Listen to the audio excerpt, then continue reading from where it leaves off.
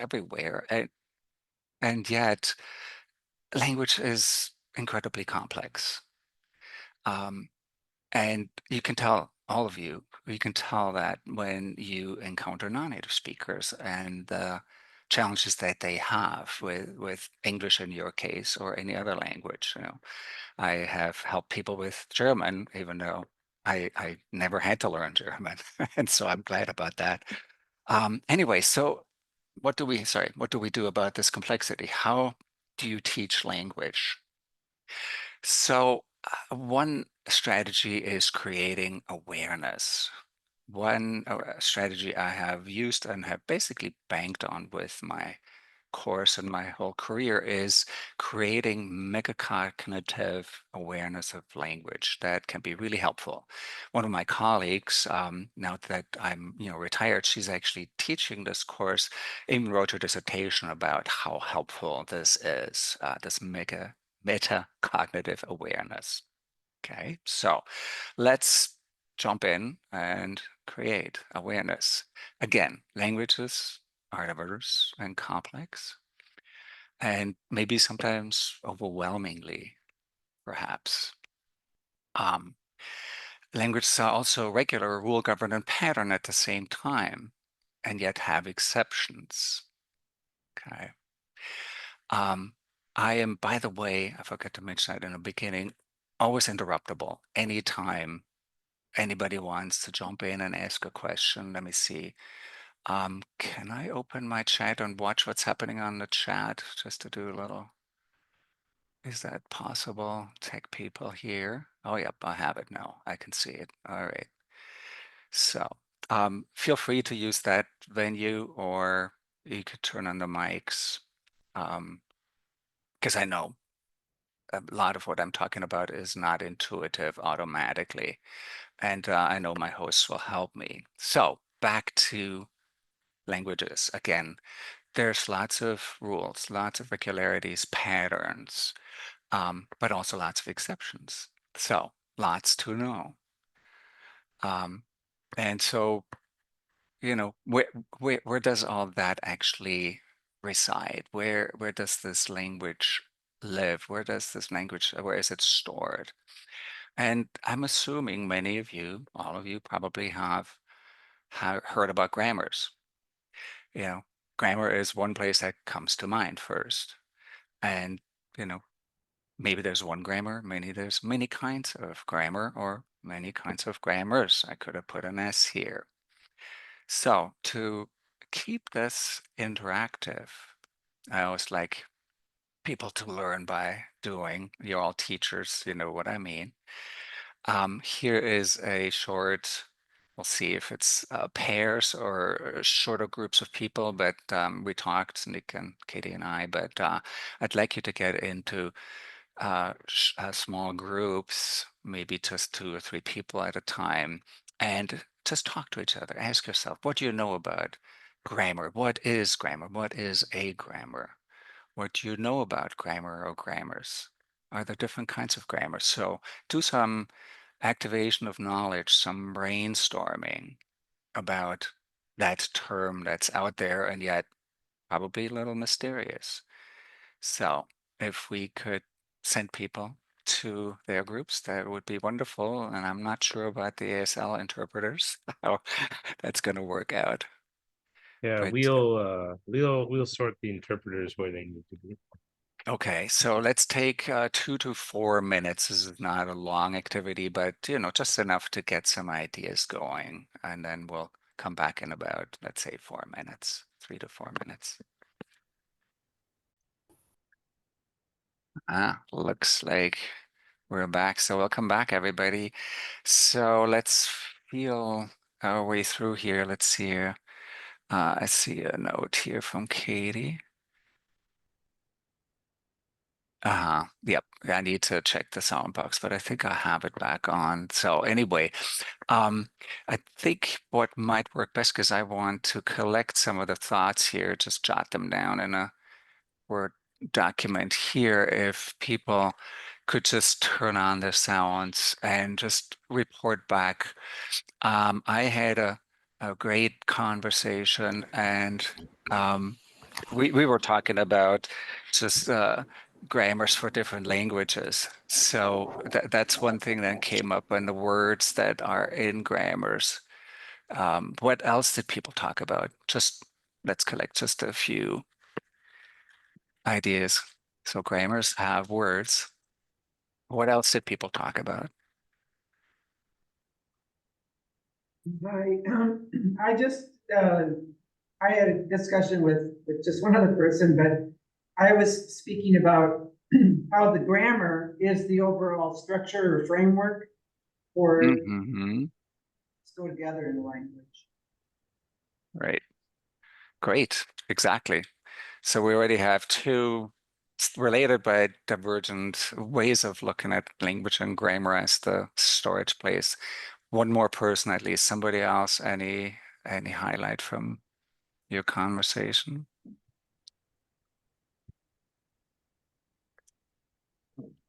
Oh, we discussed the kind of new sound of putting a S on the end of the word and making it plural, and wondering if that might refer to dialects or within, exactly what the plural reason is. Yes, and since we can talk about so many things, yes, this is the heavy hitter that always comes up, that S. And of course, let me just put in parentheses, besides the plural S, there are at least six, I think even seven S's. I'll just make this plural. In English, there is the plural S, there is the third person singular S, she runs. There is the possessive Amanda's car. There is the shortened has. She's got, some ideas. There is the is, this a shortened is word. I'm wondering, I think I might have five or six. So anyway, that is just a little glimpse in language. So yes, there is always lots going on, but this is great. Let me get back to my slideshow because we have gotten at least some ideas going about what grammar is talking about. So we've debriefed here. Next question then, which gets into this sort of the metacognitive idea of being aware of language. Where does grammar and language reside?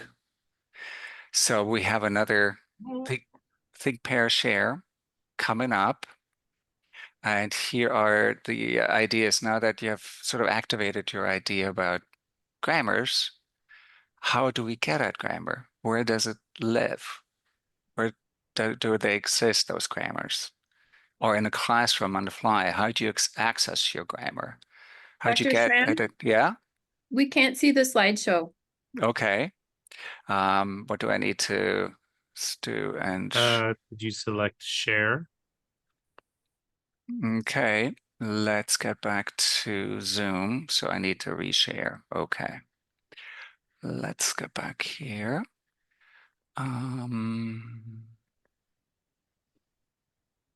Okay. Let's make this big, see if I can get share going. Okay.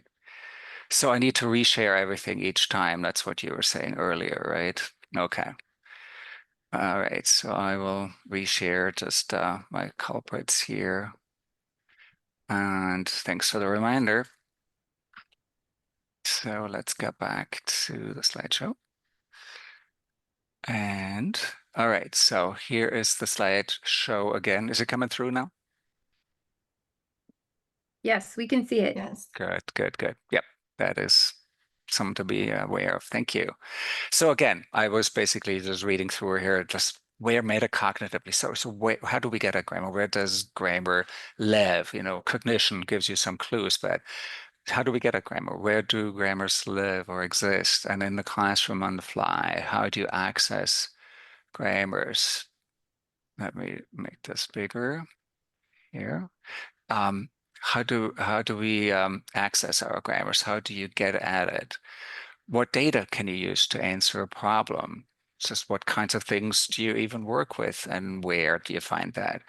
What strategies can you use? Lots of different ways of just thinking about the metacognitive knowledge of language that we have as native speakers or as learners.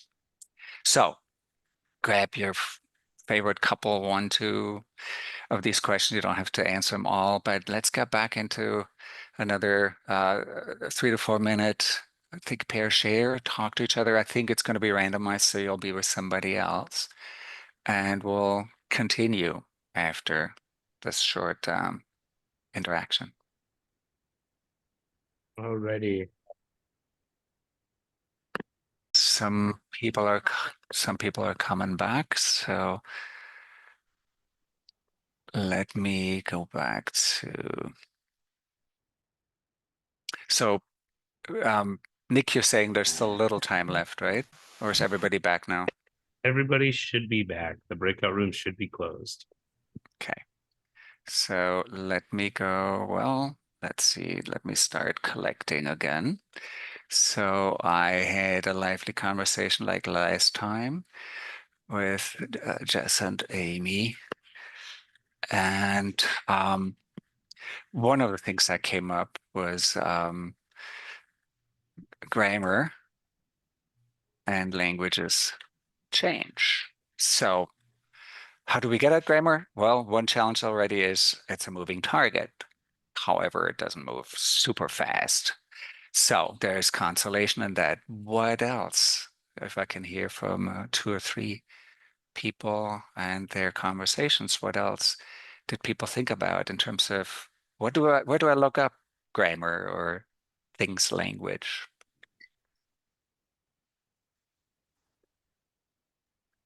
We talked about the difficulty with people who've been speaking some form of English for many years, but Hmm. not really a form of English that is standard dialect grammar.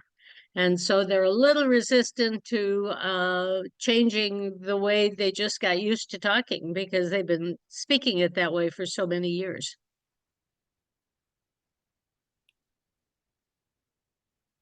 Fossilize it freezes, and yeah, and there that sometimes cannot be changed anymore, or only with a lot of effort. So not to say it's hopeless, but yes, good point on grammar too. There's sometimes what we would consider maybe partial grammars in terms of overall English or whatever the target language is. So we may have that as a challenge. What else did people talk about? I can talk. We kind of just talked in our group about some of we weren't sure where this was going, but some of the routines we have in place for grammar in our daily routines to help our students. Such as? Or, Like worksheets or coming to the board to correct a sentence or pulling up something and saying, can you find the errors in this paragraph? I'll give you the number of errors, but you find them all. Or things Right. like that to help them. Right. So when you do that, where do you go to even determine how to draw up the worksheet or to come up with some errors that have happened? What do you access? Yes. I was actually fortunate to find Daily Language online. They're books that were free. Uh-huh. And they have a little snippet of language every day that you can work on. Nice. Very So, good. Of I course. didn't have to come up with them. I mean, Yeah. but then I go off of them. So if they're talking about Yeah. nouns or verbs or what part of the grammar, then I can pull other worksheets to come in with that. Great. It was And free. yep, no, that's wonderful. And that, of course, pushes around the question, like in my threesome group as well. Who put those in place, those books and the snippets? We're still, kind of hunting after or chasing our original source. Yeah. Who owns all this? Who puts it together? So, Right. yeah. We give credit to them. I didn't make it, but yeah, like Exactly. Yeah. You defer to those experts, but yeah. They're also just, maybe 5, 6, 20 people even working on those. So anyway, this is all good stuff, great stuff. And this is, exactly where I wanted to head. So let me get back to my. All right, we have another Amelia, and I apologize if I mispronounced her name. Amelia Bolware also has her hand up. Okay. Oh, yeah, go ahead. Hey there. I just wanted to jump in and if I don't know if some people were referring to this without calling what it is, but Black vernacular English is a language. It's a vernacular language with rules. And the linguist John McWhorter has a lot of really interesting things to say about that. He's easily, you can find him online. He's a Black linguist, and I really resist some of the. I mean, I think we have to be very. If you are a teacher from the dominant culture, I think we have to be very careful not to use terms like formal English or correct English, because Black vernacular English is a language, and my students know it in the same way that I know the English I was taught. And some of my students had never heard of Black vernacular English, and some of my tutors were correcting my students and saying, no, this is wrong. And I work for the Department of Corrections, so we have incarcerated people who are tutors. Anyway, my tutors were correcting the other IPs, saying it was wrong, and we had a conversation about how it's actually not wrong. It's just not standard English. And then we talked this great conversation about what a vernacular is. And I just, from a racial equity lens, not that I'm an expert on that at all, but I think it's just really, really important that we don't speak pejoratively of the vernaculars that people bring into the classroom. We just need to speak about standard English as another set of rules. Absolutely. Thanks for sharing that. Absolutely. This is typically about the time, yes, I first start with my mantra as well about that. So you're absolutely right. The written grammars, the written dictionaries are often, what should we call them?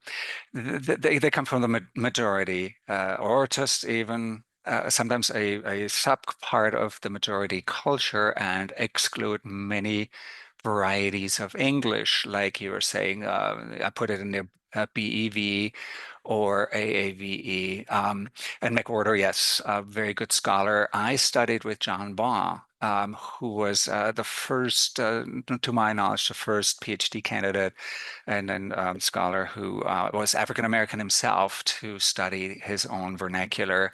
And we had long conversations in our class about Black English at the time. So very important to keep in mind what source you choose, why you choose it, and how you elevate it or not. So great, really good stuff. Absolutely. Very much appreciate that comment. All right, let me get back here. So let's see here. So we have debriefed, and one place I wanted to go with all this is that really ultimately the books, the grammars, the printed versions, the websites, the whatever repository you use is kind of a crutch in terms of, or a scaffolding device to get at language that ultimately resides in our heads, okay? We are all experts of our own personal dialect. And, sometimes it is spoken, sometimes it is written, but ultimately the language resides and lives in our heads. And we don't have a plug. We can't just, put a plug with a cord in our heads, at least not yet. Maybe that's good. I'm working on an AI project, so we're a long way off from that. But, how do we get at it? The question is, so we can't plug a plug into a jack. So there's only indirect access to grammars. And so the only access we have is through either written, visible language, so reading, writing. That's Literacy Network is focusing on that, but also audible, spoken, oral language samples. So that's what we have. And another really important strategy that I really use a lot and taught about and continue to promote is, as individuals, you all are competent language users. So the strategy that you can use is introspection. In other words, you access not through a plug and a cord, but through introspection, you access your mental grammars. Okay. So what I have in mind next, and I'm noticing, and that always happens, I will set this up. So let's do a practice activity to access grammar through introspection. And that is also on the handout that was in the SCED or SHED. I don't know, people have said different things in that software for the conference. So you can follow there and take the handout, but I have it also here in my slideshow. But what I will do is I will set it up, and then it looks to me like we're already getting close to break time. And you are hopefully aware that this is a double session. Somebody canceled after this session. And so I have 2 slots available. And I think the break is from 9:45 till 10. Is that correct? Oh, dear God. I'm asking my hosts. Yes. That's right. Okay. And so since it is 9:37, if it's okay, maybe we can break just a few minutes earlier after I go through this all and take some questions if there are any. And then we will actually come back and then go into groups to talk through those questions. And I will then, after maybe about 15 minutes or so, this takes a while. There's some really good deep stuff to think about. Then I will debrief and give you an overview of the language system so that the nutshell becomes at least somewhat of a complete shell. Okay, so let me start setting up the activity. So this will be small groups. I'm thinking 4 to 5 people, and we'll talk. I'll be in one group or even a couple, and I can monitor, but we'll talk, like I said, about maybe 15 minutes, practicing introspection. And what we'll use to introspect is the stanza from Jabberwocky, the first one by Jabberwocky by Lewis Carroll. And I have printed it here. What this does is, it's really a nice piece of language because it uses some normal, regular English and some not so normal English. People think it looks like German, which it doesn't, to a native speaker, but it appears, or some Old English. And so we'll look at this, and it's, like I said, a mix of regular and not so regular English. And what I'd like y'all then to do, and again, this is on the sheet too, so you can look at that during the break or as we get back together, is read through the stanza several times and ask yourself the following questions.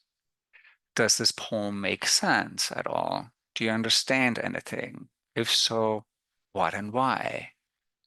And I'll have more deeper questions, more questions. But what I'd like to do at this point is stop and ask for a volunteer. If somebody would be willing, just, read through this out loud carefully so we can already get a feel for it. Anybody?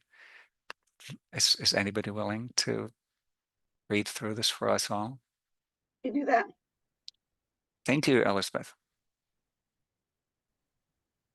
Was brillig and the slithy toves did gyre and gimble in the wabe, all mimsy were the borogroves, and the mome raths outgrabe.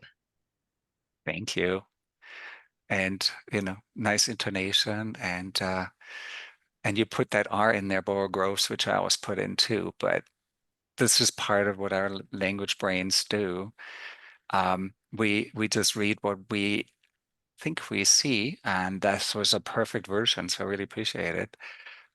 So let's deepen the questions here. So again, look at the stanza. I thought we would be in a group to talk about it. Pardon? What was the question? Not coming back. All right.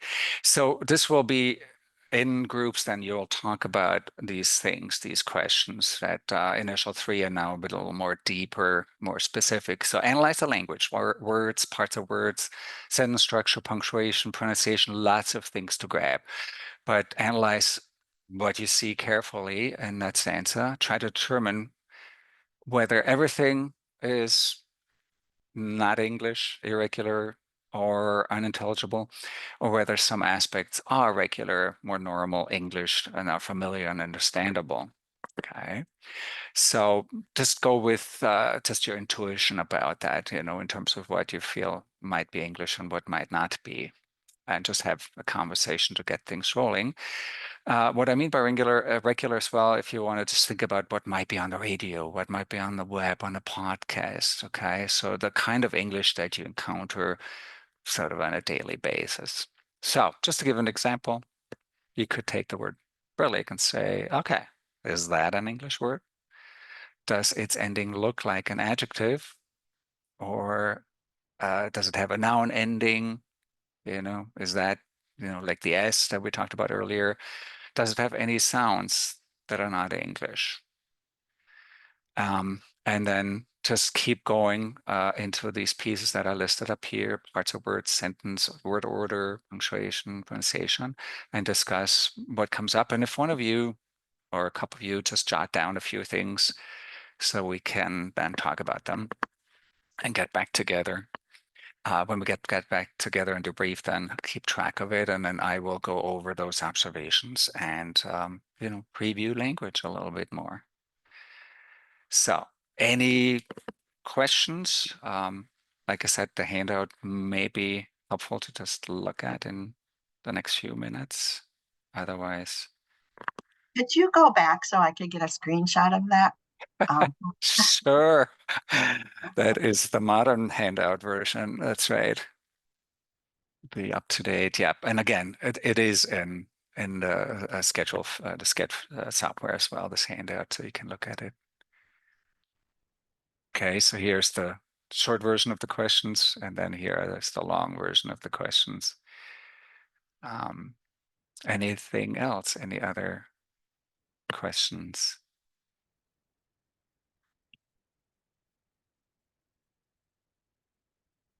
So just let it, you know, work its way in the back of your minds during the break. I have 9:44, so I think we're pretty much on track. And then at 10, we'll be back together, and I'll just ask our host at that point to put people in 4 or 5 member groups. Thanks, everybody, so far for working through this. We're well on our way. All right, we'll resume in just a second. There we go. And have at it. Well, and I will bounce that back in a sec here. So again, we're setting up or have set up the small group activity here, working on the stanza from Jabberwocky, asking the questions down here, those 3 questions about what makes sense, what can be understood, what is it in the language that does or doesn't make it intelligible. And here are more specific questions, but I think people have the handout or have taken pictures.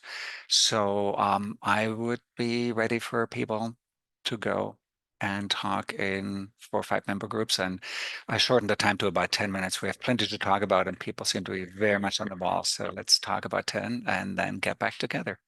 Had about 10 minutes in breakout rooms. Mhm. Here we go. Thank you.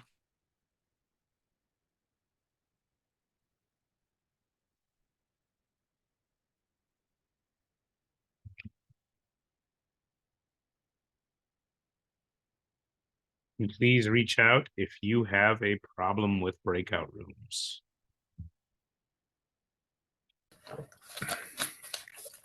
This meeting is being recorded. Looks like we are official. So as in back on. And what I want to do next is, we had a great conversation in our group, and I'm hoping that happened for everybody else.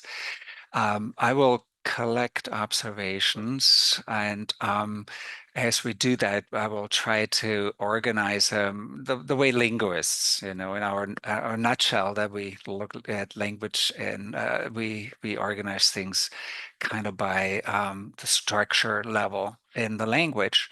So let me switch over and start doing that. And as I do that, let's go back to my document, and anybody who wants to jump in, I would appreciate that. So anything you guys talked about, and it doesn't have to follow my order here, just any observations, I will organize them. We thought it made some sense because of the word order. The syntax is similar to English, and also because there are some English words in there, like twas and did. So twas, usually it was, and then brilligs, it usually would be an adjective after that, like it was hot, but twas brillig. So with that syntax and some of those English hints, we could make some sense. Right. Whereas if the word order were different and without the English, I think would make no sense at all. Like we could change that and make it even less sense. Yeah.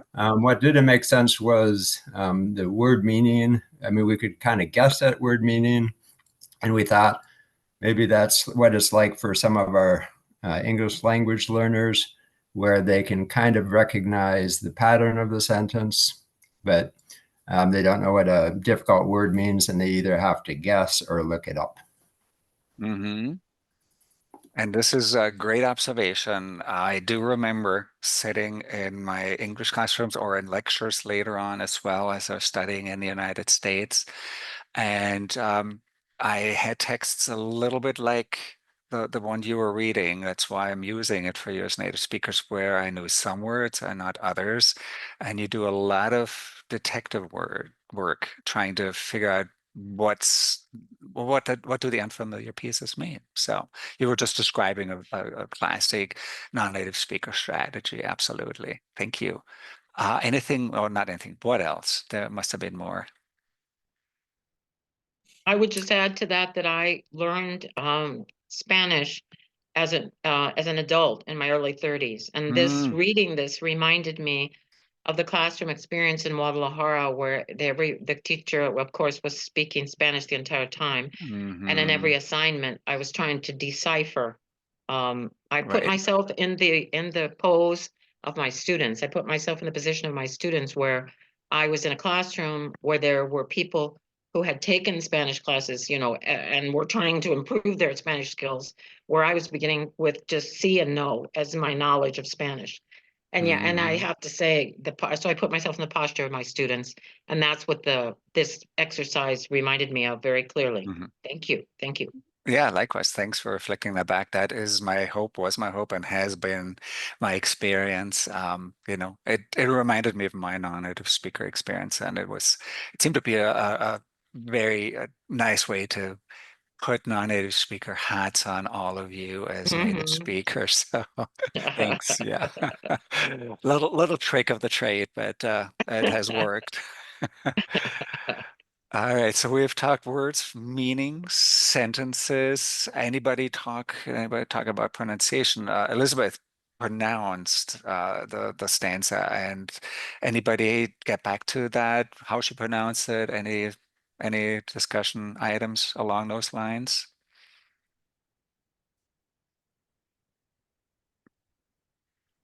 Somebody in our group was talking about how just she had the general sense of nature, that this was something about nature, even if we couldn't quite know exactly what words meant. That was interesting. Right. And I think, yes, that came up in my group as well. Like the slithy reminds of sloth or an animal, and slimy too, goes with nature. I think brillig tells people or reminds them of some mood, maybe twilight, or I'm not sure exactly what has come up over the years, but yeah. So there's definitely sound sound parallelisms? That was definitely my observation that as I began to read it, I realized I felt the sense there's someone observing nature and commenting about what that person Nice. is seeing and sensing from that observation. Yeah. Nice. Great. Great observations. Wonderful. And I'm sure there's more. And we could, continue on, but in the spirit of keeping moving, because language is large and it's complex, let's start unpacking some of your observations and talk a little bit about what goes on in language so that we can start introspect or continue introspecting more. So there was a lot of information or a discussion about the word level. That's very intuitive. It's easy access that we have to words. That's kind of the starting level in my class. That's where I start looking after some overview and social stuff.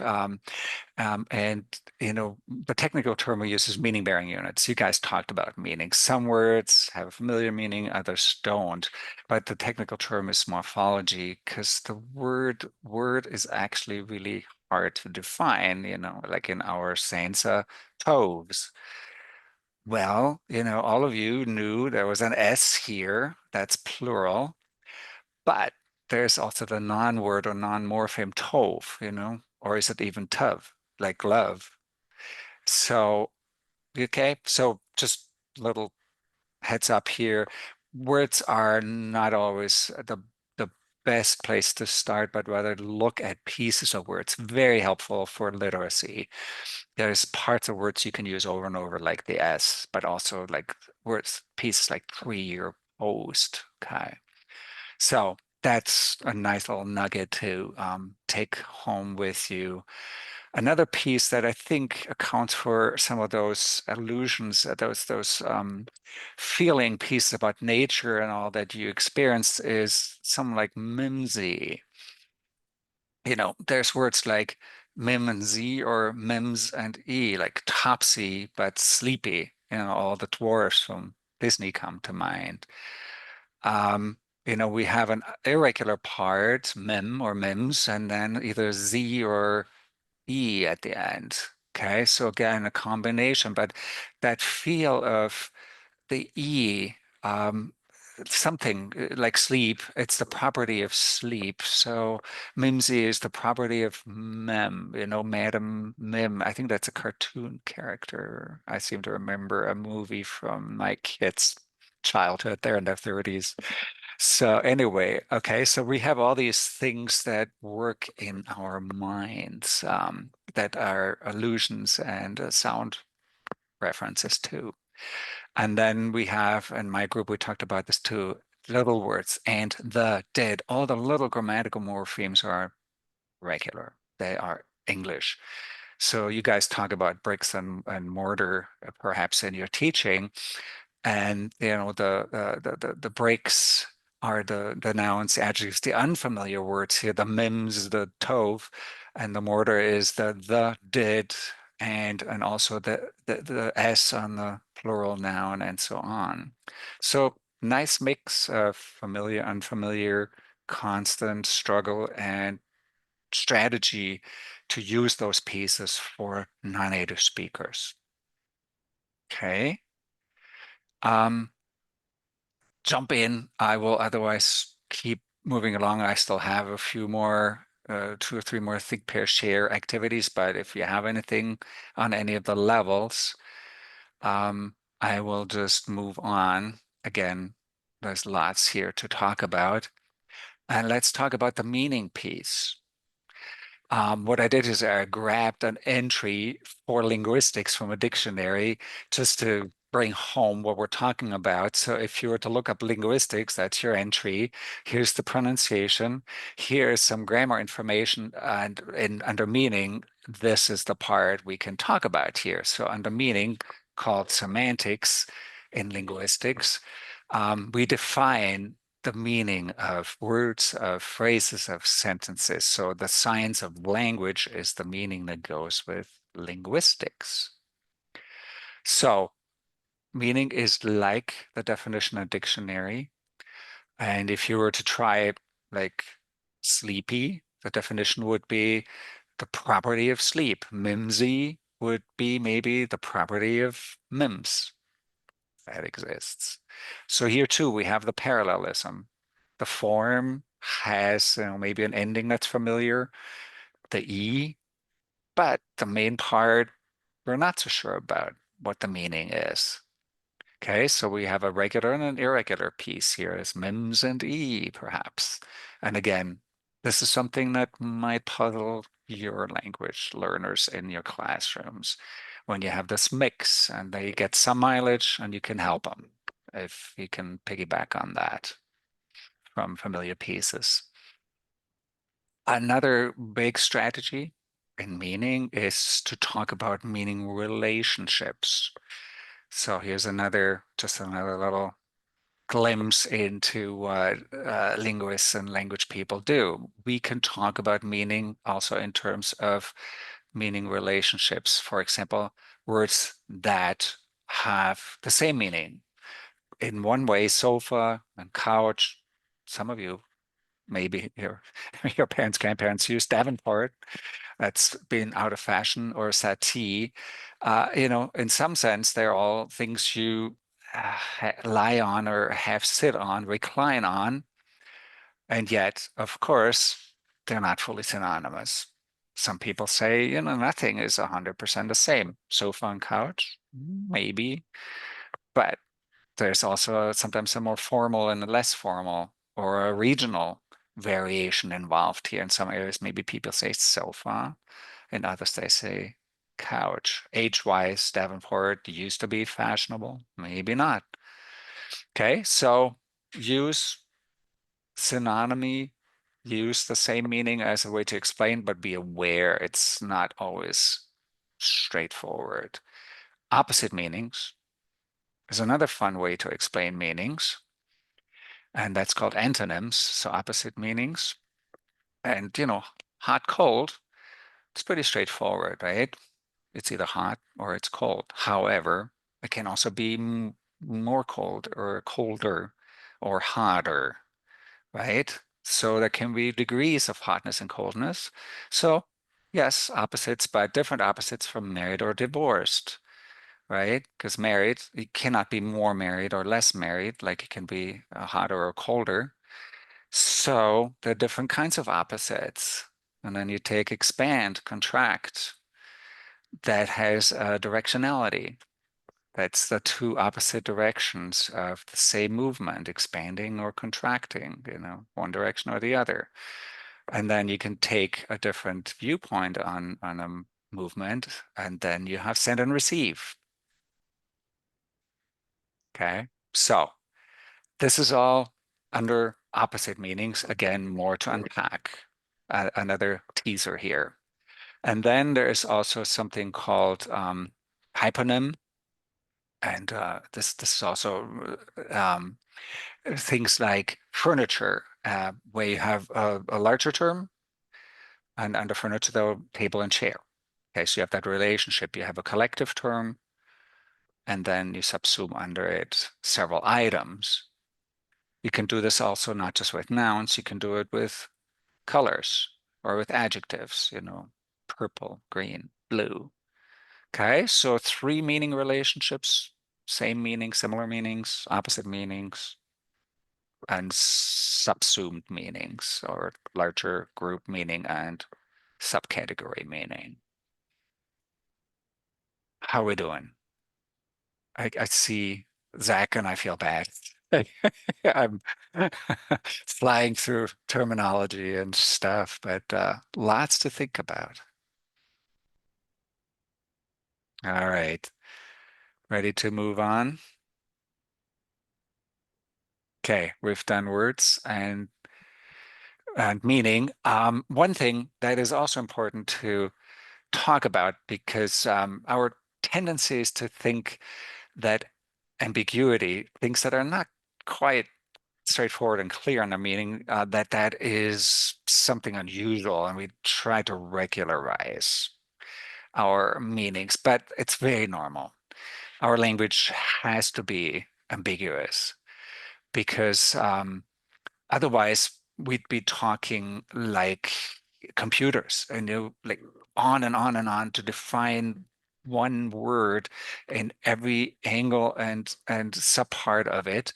We need to leave things ambiguous so we can get the job done of talking. So ambiguity is very normal. And so let me put you back, I've talked for a while, put you back in, let's say, 3-minute, 2-3-minute group here again, I think per share.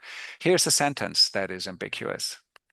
I just realized I never actually started up my slideshow. Anyway, never too late. Here is a sentence: flying planes can be dangerous. Why is it ambiguous? What is ambiguous? I have here some hints here, but I want you to talk about that. Can you name the ambiguity, paraphrase it, and maybe talk about why in the language this sentence, flying planes can be dangerous, why that is ambiguous? If the host could put people back in a 3-minute group, that'd be great.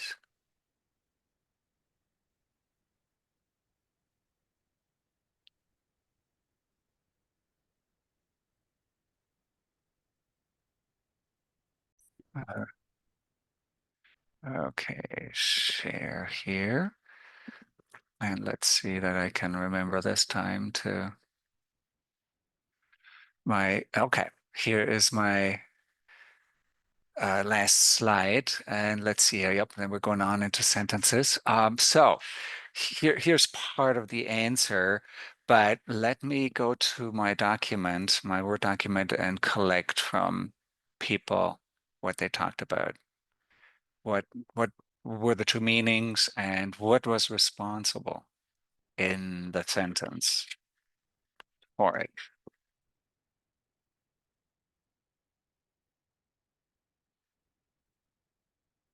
In our group, we brought up that there's 3 meanings. There's the planes could be flying, the action of flying planes, that the planes themselves are dangerous, or that a plane, a flat object that is flying, is also dangerous. So, and then we said, well, everything is ambiguous actually. It's all ambiguous. And then our conclusion was language is nothing and everything. So Oh, wow. yeah, How did that land? yeah, there was a little bit of silence, and then we changed the subject. I can see that. Absolutely. That's a good one. This is nothing but everything. All right. And at this point, I like to share something that a colleague of mine, Liz Bates, she was a cognitive scientist. She was visiting when I was still a student at the U, and she said the following sentence. She said, language is a low dimensional medium for a high dimensional task. And let me unpack that. That is not immediately clear maybe, but basically what that is saying is that when we have a sentence like flying planes can be dangerous, we have, a number of words. That's the low dimensional medium part.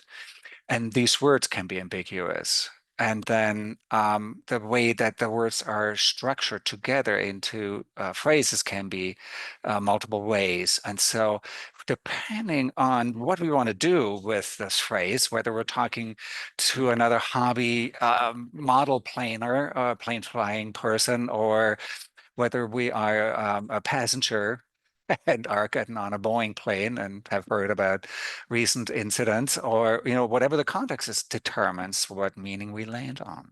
Okay, so it is actually necessary for language to be able to do what we do with it all the time, to be ambiguous, else we would be talking incessantly, never-endingly, all the time to get our unique meanings accomplished. Okay. Yeah, I think that is good. I think I'll leave it at that. So just to come back here to make clear again what the two meanings were. So it can lead to crashes. So flying planes can be dangerous. Here, flying is the referent in the it sentence. So it is the flying of planes that can be dangerous. And then the other meaning is they are referring to the planes. And these are flying planes rather than sitting on the tarmac planes. And what we are here, let's see, I don't want to get ahead to myself too much, but what we're getting here is two different phrases here. Either we refer to flying, and then it's the flying that's dangerous, or we refer to planes, and then that is, especially when they're in the air, that is dangerous. So that is syntax. That is also two different groupings of words in a phrase or in a sentence. So we've moved via semantics, via meaning, into syntax, which has to do with putting multiple words together. So we've seen words can be tricky and have multiple meanings. We've seen the meanings can be tricky and have angles. And now we are seeing that sentences also have dimensions to them and can be different ways of grouping words together depending on what we want to accomplish. So let's look at, what we talked about before in my group as well, in other groups, I'm sure. We talked about that. Whoops, I didn't mean to do that. I meant to just highlight this, but let it just be sitting there. Slithy isn't a slimy animal-like, but it's also an adjective. We have a determiner modifier, we call it as well, but we have this little word and an adjective, and they tend to sit before nouns, which then tells us a toes must be a noun between the S and then the, and then an adjective-like item here. Okay. So if word order was different, like in French or in Spanish, and the adjectives came afterwards, that'd be a different story. That's something that different speakers from different languages have to wrestle with in English. And English occasionally also has adjectives that come after the noun. That's for higher level, but just never a break for the weary here. There's also the Secretary General. So general is after secretary. Okay, so, but for the most part, English has the adjective and nouns here. So word order is regular in our stanza. That helps us understand it. And that's what non-native speakers in your classes piggyback on. They will count on this regular word order once they've discovered it or you've explained it to them. Now, one of the sentences, however, has kind of a funny word order. All mimsy where the borough goes. That's irregular. If you put normal words into it, like if you were in a teacher's lounge or with your colleagues, all crazy were the kids today, may not be the way you normally put it, right? You would just more say the kids were really crazy today. Okay. So we play with word order. And one of the reasons this is changed here, this regular word order, is for poetic effect. We'll get back to that in a little bit, but it's a poem. We do funny things in poem, but we also do funny things with word order to stress something. So if I want to stress a word that is important to me, then I can move that to the beginning of a sentence, like it was flying planes that can be dangerous. So I can move things around, or it can be dangerous when planes are flying. So we can move the order in sentences of words like I just did. Okay. So that's all about sentence structure. So besides the order of elements, we also have structure, the way words group. Here's one of my favorite headlines. This was in a newspaper. Teacher strikes idle kids. There's more than one meaning. And I'm not sure how in signing that comes across, but in the oral language, you have to put a certain stress on it, like teacher strikes idle kids rather than teacher strikes idle kids. So Yes, there's two ways of grouping it, and the hand signs really show that. Okay, so what are the two meanings? Back in a couple minutes, a group, pair, think, pair, share. Talk about what are the two meanings. I've kind of pointed you to it, and what is the reason? I've started unpacking it, but talk to each other. What is going on here when you get these two meanings in Teacher Strikes Idle Kids? So if Nick and Katie could create pairs again or threesomes. We had a This meeting is being good recorded. conversation, and obviously we're out of time, and it always happens. There's so much to talk about in language. So we talked about grouping words differently. If through pronunciation you can do it, through punctuation you can do it in the sentence. The sentence, your teacher strikes idle kids, or teacher strikes idle kids, which leads us to pronunciation. And this is, like I said, just a preview. You have a slideshow, and there were words that had two different pronunciations. Nothing was not non-English. I have given you a link. This is something my kids loved. They're bilingual and thought it was a hoot. It's a juxtaposition of English, Spanish, French, and German, and you can hear the different sounds in the languages. So if you get a chance, go. Need a good laugh, go. It's poking fun, and I'm native German, so I can send you there. So you can get introduced to some of the sounds that can be different in other languages, and you all have been exposed to that. Like slithy and slithy too can be pronounced differently, or toves and toves. So the writing is a minimal, again, an ambiguous way of representing the pronunciations. There's also a hoot of a Berlitz commercial about